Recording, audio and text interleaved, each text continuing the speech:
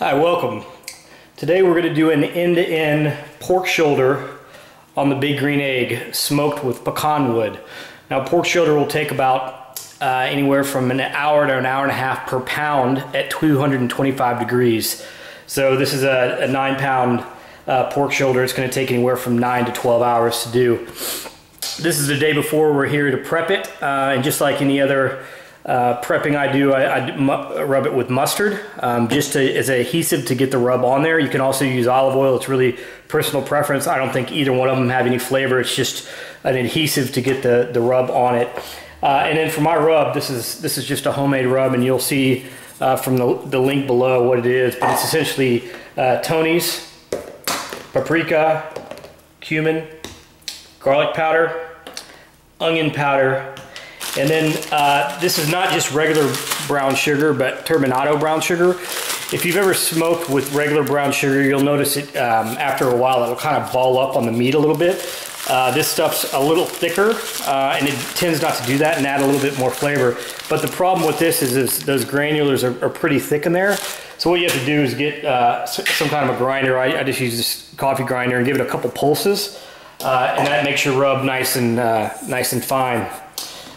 So this is a pork shoulder. It's actually pork butt, which is essentially pork shoulder with bone in. I prefer bone in.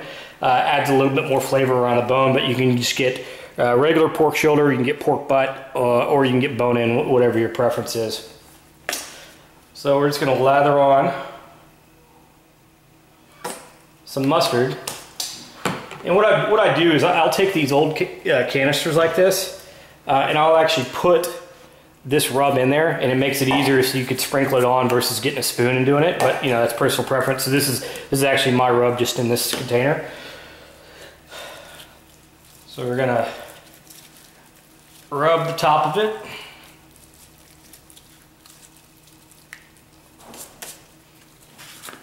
And you're gonna take this rub,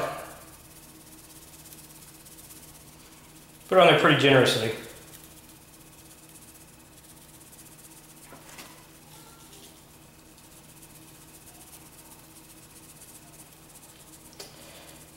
And with all rubs, you're not going to rub it in. It's kind of a nomenclature, but you're going to pat it in. Rubbing it in will kind of ball it up. So you just want to give it a nice pat.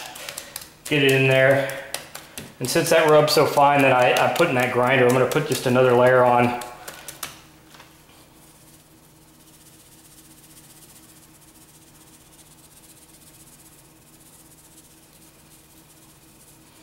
All right.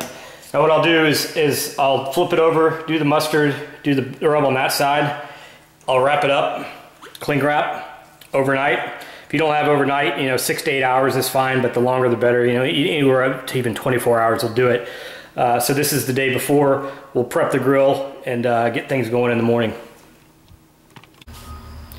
Good morning. So the meat was in the refrigerator overnight, and I took that out this morning about 45 minutes ago to try to get it to room temperature before we put it on the grill. So now we're out here doing the smoking setup. I'm using primarily pecan chunks today. I've soaked them in water for about an hour prior to this. That's optional. I'm not sure how much it helps. It seems to help just a little bit, but if you don't have time, no big deal. I've got pecan. About 80% of the wood here is pecan. The rest of it is hickory. It's a great debate on pork. What's the best thing? Some people prefer oak, some people prefer all hickory, some people prefer all pecan, some people swear by apple wood. It's really personal preference. One thing I would stay away from is mesquite wood. It's just too harsh for pork. It'll penetrate it too much. The smoking setup I've got here, I've got the wood underneath as usual, and then charcoal around here. I'm going to light these 2 matchsticks here and get these going, and then I'll layer on the charcoal around it.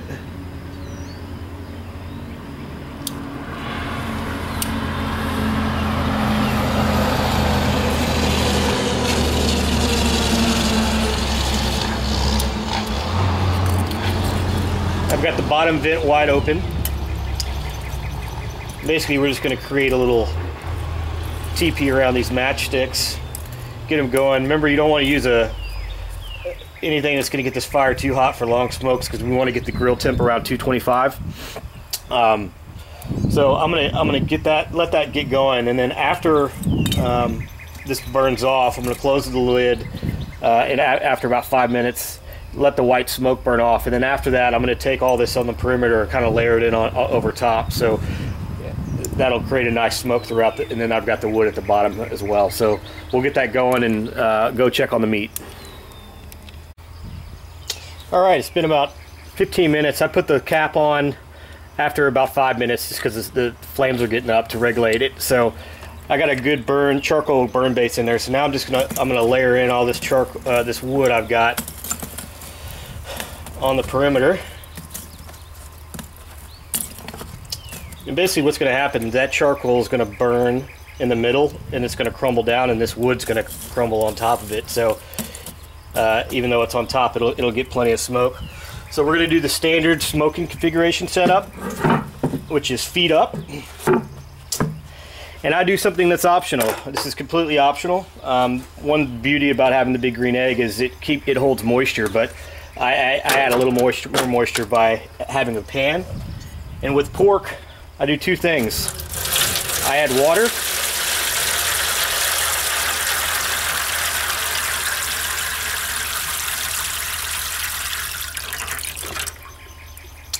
and now I also add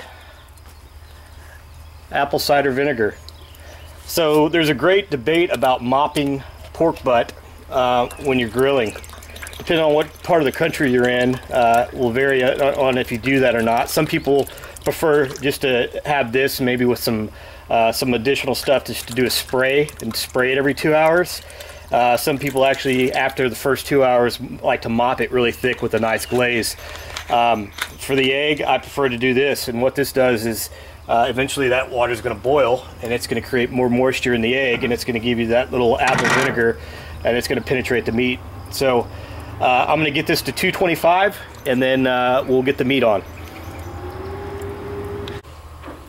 All right, it's been about 25 minutes. My temp is not quite up to 200, 225 yet, but that's all right. I like to bring the egg temperature up slowly rather than get it too hot and bring it down. So as long as you got good smoke going on, we're good to put the meat on. So we're going to take that meat, put it fat side up. I've got a temperature probe here in the back. Fat side up, thickest part of the meat in the back, because the airflow in the back is just a little bit warmer back here. And then I'm going to take my temperature probe and I'm going to stick that in the thickest part of that meat. Now, when is pork ready? Some people think it's around 185. My preference is between 195 and 203. I'll show you at the end. When it gets to 203, the bone will pull right off.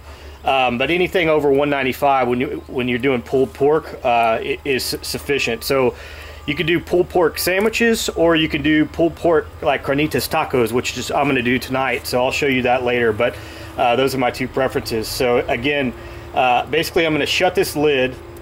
I'm going to keep this at 225, and I'm not going to open it for 6 hours. And then after 6 hours, we're going to come wrap it in foil, because after 6 hours it might start drying up, and there's no more value in the smoke of that. It's just the heat of that.